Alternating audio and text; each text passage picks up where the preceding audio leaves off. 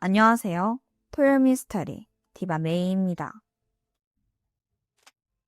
2015년 8월 13일 일본 오사카 네야가와시에서 중학교 1학년이던 친한 소꿉친구 여학생 히라타 나츠미랑 또 남학생 호시노 료토가 동시에 행방불명되는 사건이 일어났어.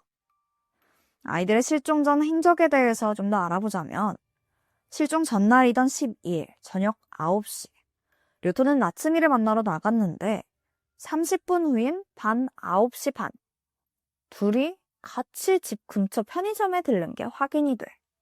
이후로도 한참을 같이 시간을 보냈었고. 근데 보통 중학생이면 최소 12시 전에는 집에 들어가야 되잖아.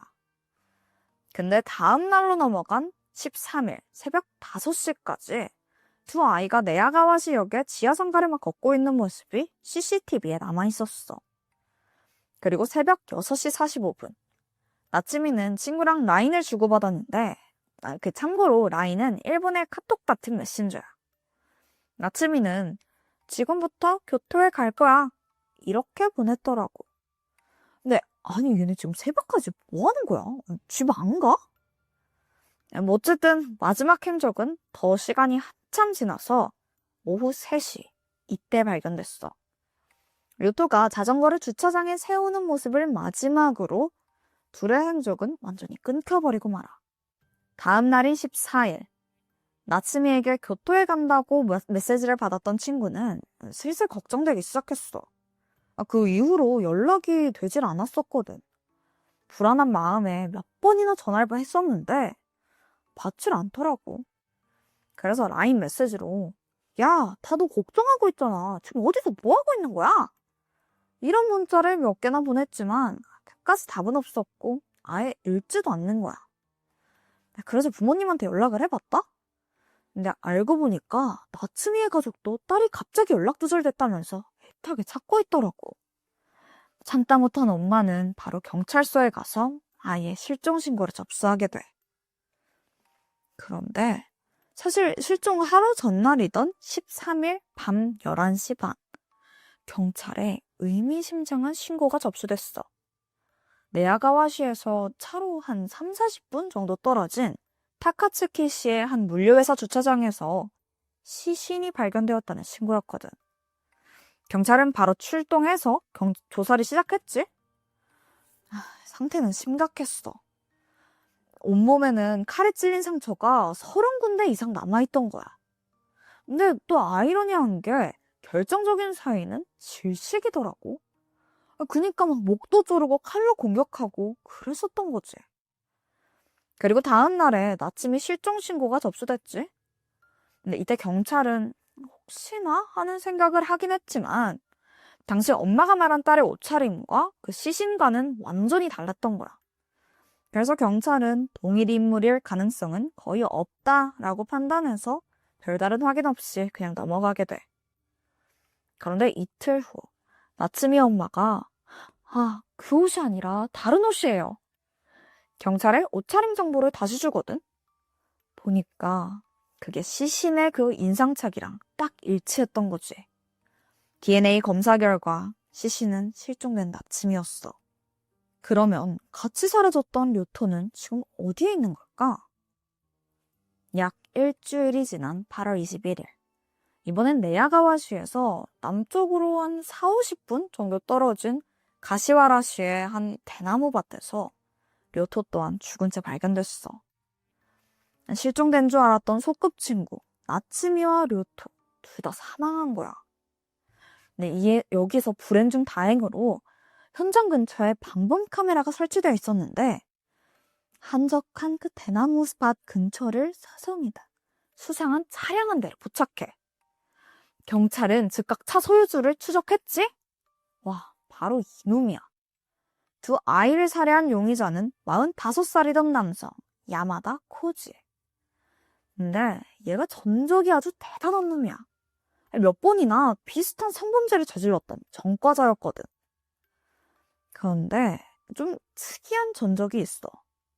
일단 과거 범죄에 대해서 알아보자면 야마다 코지는 지난 2002년에 남자 중고등학생 7명을 한 달 동안 납치 감금한 혐의가 있더라고. 아니, 대체 아이들 7명을 어떻게 납치한 걸까? 그 수법이 뭐였냐면, 역 주변에서 길 좀 물어보는 척 하면서 피해자들을 차 안으로 유인한 거였어. 그렇게 한 명씩 데려간 거지. 심지어 경찰을 사칭하기도 했었는데, 그럴 때는, 야, 조사 때문에 물어볼 거 있으니까 빨리 차에 타! 이랬던 거지. 애들은 경찰이라니까 그냥 별 의심 없이 차에 올라탔고, 그 순간, 숨기고 있던 칼을 꺼내서 위협하고, 테이프랑 수갑으로 애들을 결박한 후에 납치를 한 거야. 나중에는 점점 자신감이 붙었는지, 한 번은 중학교 3학년 남자애들을 한 번에 3명이나 납치한 적도 있었었대. 주로 야마다가 노린 대상은 남자 중학생이었어. 모두 성적인 목적으로 아이들을 납치했던 거였었고. 근데 성적인 거 외에도 야마다는 굉장히 가학적인 성향을 보였었거든. 그 한 예로는 납치한 중학생 얼굴에 기름을 뿌렸어. 그리고 불을 붙여서 애 얼굴에 화상을 입히고 칼로 막 허벅지를 긁어서 상처를 내기도 해. 너무 끔찍해, 이 아저씨. 어쨌든 이 사건으로 그는 징역 12년을 선고받고 복역하다가 2014년 10월에 출소하게 돼. 이후 후쿠시마에서 원전 청소 작업자로 일하면서 한동안 조용히 사나 보다 싶었는데 결국 들끓는 성욕을 억제할 수가 없었나 봐. 2015년 8월 11일 그는 성매매를 하려고 도쿄 아키하바라로 방문을 했었는데 거기서 또 불법 유턴을 하다가 경찰한테 불신검문 받게 된 거야. 그런데 이때 차에서 뭐가 나왔는 줄 알아?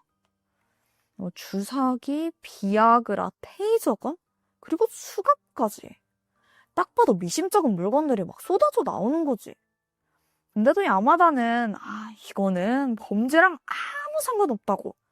이거 테이저건, 이거 그냥 호신용이다. 막 이렇게 우겨. 사실 말도 안 되지. 근데 경찰도 이것만으로는 얘가 범죄자라고 판단할 수가 없잖아.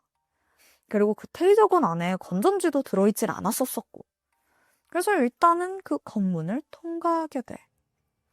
근데 어쩌면 이 일이 야마다 코지에게 자신감을 불어넣어준 것 같아. 불신 검문이 끝나고 바로 이틀 후 야마다는 자기가 예전에 범죄를 저질렀던 도시로 돌아갔어. 그것이 바로 나츠미랑 요토가 살던 오사카 네야가와시였지. 문제의 8월 13일.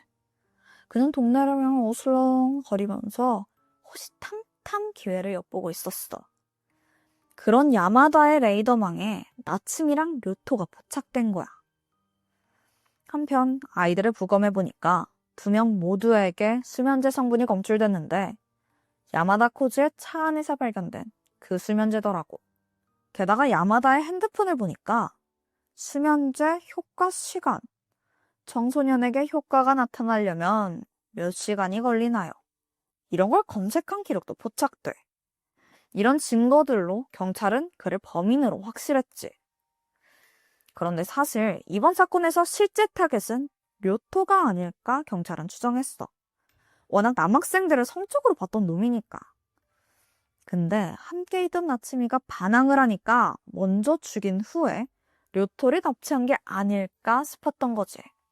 이렇게 확실한 증거들이 나온 이 상황에서 야마다 코즈의 반응은 뻔뻔하기가 그지없어. 어떤 반응이었을까? 나는 애들 납치만 했고 실제 애들 죽인 건 사실 다른 놈이 있다. 이러는 거야. 발뺌하는 거지.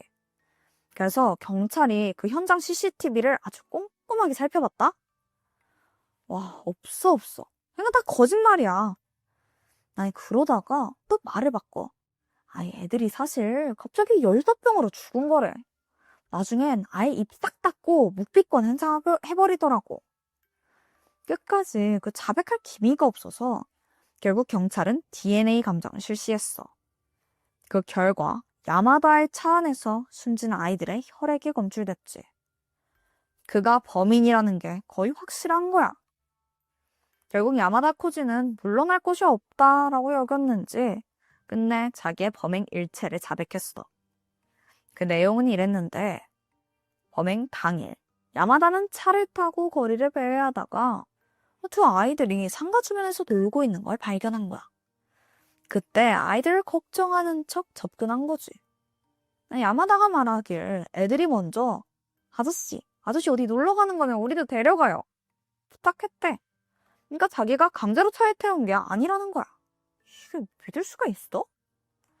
여태까지 저질렀던 그 범죄들 보면 전에도 차로 유인해가지고 막 애들 납치하고 그랬잖아. 근데 사실 야마다가 이전에 살인을 한 적은 없어.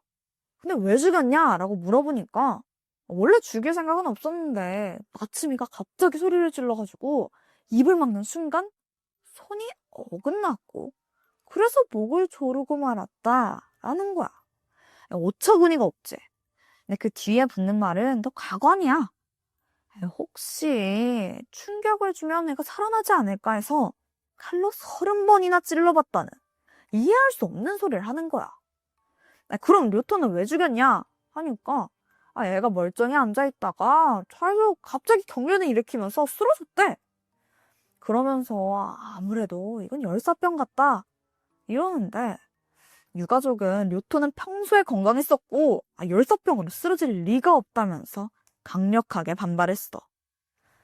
이렇게 사건의 전말이 밝혀지고 있는 가운데 한편으론 언론에서 야마다 코지가 어떤 사람인지 막 캐내기 시작했어. 그랬더니 와, 얘가 어렸을 때부터 보통 병태가 아니더라고. 어쩌면 그 죽은 시신을 30번이나 다시 찌른 게 충분히 그랬을 수 있는 사람이라는 게 밝혀지면서 일본은 또 한 번 발칵 뒤집어졌어. 일단 야마다는 그 어린 시절부터 그 가족 모두가 동네에서 평판이 좋지가 않았대. 집이 너무 더러워서 그냥 쓰레기로 가득했었고 심지어는 키우던 고양이가 죽었는데도 그걸 그대로 방치해서 부패하는 냄새가 동네에 진동할 정도였으니까. 이러니까 동네 사람들은 다 그 집안 사람들 싫어했었었고. 그 와중에 야마다의 부모님은 아이들을 학대하기까지 해. 이런 불안정한 가정에서 또 다른 괴물이 자라난 거지. 야마다 코지는 어렸을 때부터 폭력적인 성향을 종종 보였었어. 초등학교 때는 갑자기 같은 반 친구한테 가위를 막 휘두르거나 침 뱉고 이래가지고 반 아이들하고 잘 어울리지도 못했어. 당연하지. 저런 식으로 한다면 누가 놀아주겠어. 심지어는 마트에서 막 물건 훔치기도 해. 날이 갈수록 평판은 안 좋아졌고 이게 어느 정도였냐면 야마다 가족이 다른 지역으로 이사 간다고 하니까 마을 주민들이 안심하고 조용히 환호할 정도였었대. 야마다는 중학생이 된 후 본격적으로 폭력적인 성향이 드러나. 게다가 어린 소년에 대한 비정상적인 집착을 보이기 시작했지. 자기보다 어린 후배를 막 스토킹하거나 동급생을 감금하는 사건을 일으켜서 소년원에 가기도 했었었고. 맨날 이런 기행 보이니까 친구들한테는 그냥 변태 취급 받았었대. 중학교를 졸업한 후에는 고등학교 가는 거는 포기했었었고 마약에 손대면서 폭주적 생활까지 시작해. 그러니까 뭐 안 좋은 거는 그냥 다 하는 거야. 근데 이때부터 야마다는 자기의 가학적인 성향을 드러내기 시작하더라고. 친구 다리에 뜨거운 다리미를 갖다 대면서 애가 막 괴로워하는 모습을 보면서 막 즐거워하는 거지. 사실 이전 범죄에서도 이런 가학적이고 이상성욕자 같은 모습을 보여줬었잖아. 근데 일본은 이런 놈들한테 전자발찌 이런 거 못 채우나? 못 채웠네. 놀랍게도 아직 일본에서는 성범죄자에 대한 전자발찌 시스템이 도입되지 않았었거든. 물론 지난 2020년에 전자발찌 도입을 적극 검토한다고 일본이 발표했지만 사람들이 엄청 반대했어. 사생활 침해라는 거지. 일본 선진국인 줄 알았는데 이런 부분에서는 많이 미흡한 것 같아. 어쨌든 일본은 성범죄 전과자를 감시할 만한 제도가 굉장히 미흡하다는 그런 평가를 받고 있어. 다시 사건으로 돌아와서 재판에서 야마다 코지의 그런 엉뚱한 주장들은 전혀 받아들여지지 않았어. 판사는 그의 전과와 정황 증거 모두 야마다를 범인으로 가리키고 있다며 나츠미와 료토 두 건의 사건에 대해서 사형을 선고하게 돼. 이 사건은 사형 판결로 마무리된 것처럼 보였지만 자극은 계속됐어. 갑자기 여론이 유가족을 비판하기 시작하는 거야. 애들이 새벽까지 안 들어오는데 그걸 방관해서 생긴 일 아니냐? 이러면서 부모를 손가락질했거든. 사실상 부모가 애를 죽인 거다. 이렇게까지 말하기도 해. 근데 사실 나도 계속 찜찜하긴 했어. 아니, 중학생 애들이 애초에 밤 9시에 친구를 만나러 나가는 게 좀 위험할 수가 있잖아. 부모님들이 아이의 안전에 좀 더 세심하게 살폈다면 피할 수 있었던 일 아닐까? 그런 생각이 들기도 했었었고. 하지만 부모님 사정도 들어보니까 딱하더라고. 경제적으로 굉장히 힘들었어서 밤늦게까지 무조건 일을 하셨어야만 했었대. 하지만 무엇보다도 수년 전부터 기괴한 범죄, 그리고 가학적인 성향을 보이던 야마다 코지의 폭주를 사회가 조금 더 통제했다면 그게 정답이었겠지. 오늘 내가 준비한 스토리는 여기까지야. 나는 다음 주에 새로운 이야기로 찾아올게. 지금까지 토요 미스테리 기바 메이였습니다.